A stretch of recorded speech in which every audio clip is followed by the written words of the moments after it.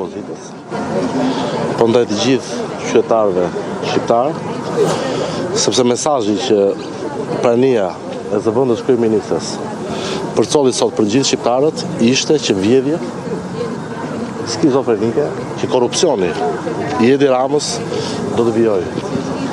Sikunde do të vijojnë vjedhjet, jo vetëm me rrugët e Florinta, por edhe me të gjitha ato aferat të cilat tani më kanë shpërthyer në dritë të diellit dhe jo më larg se sa sot u publikua edhe fakti që edhe pse një nga biznesmenët e shpallur në kërkim për aferën e Akshit vjon ende të paguhet nga taksat e shqiptarëve.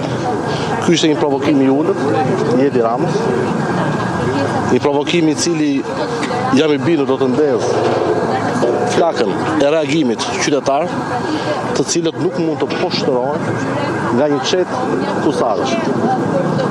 Sot Zeqine Peleshi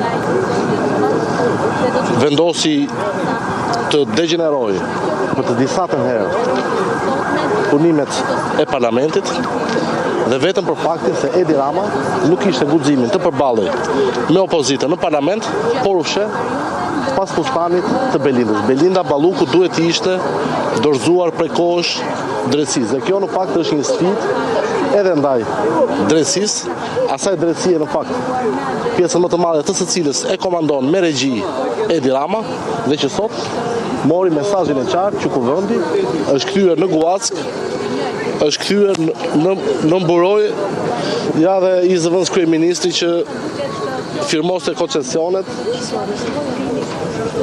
Kush ta arrestohet?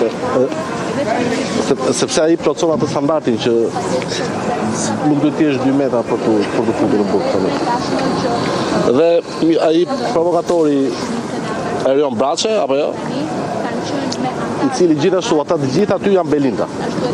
Sot në parlament keni parë me sy tuaj 83 Belinda, të cilët me kartonat jeshil që ngritën sot, japën një tjetër udhë, një tjetër kapitull vjedhjes skizofrenike të Edi Ramës ndaj taksave të shqiptarëve. Ndaj, u shfrytëzoj këtë mundësi për të bërë edhe një herë thirrje shqiptarëve për të marrë pjesë masivisht në protestën kombëtare të thirrur nga opozita në datën 24 janar për t'i treguar kësaj çete që nuk ka zot dhe jo më Ramadura që mund t'i shpëtojë. Faleminderit.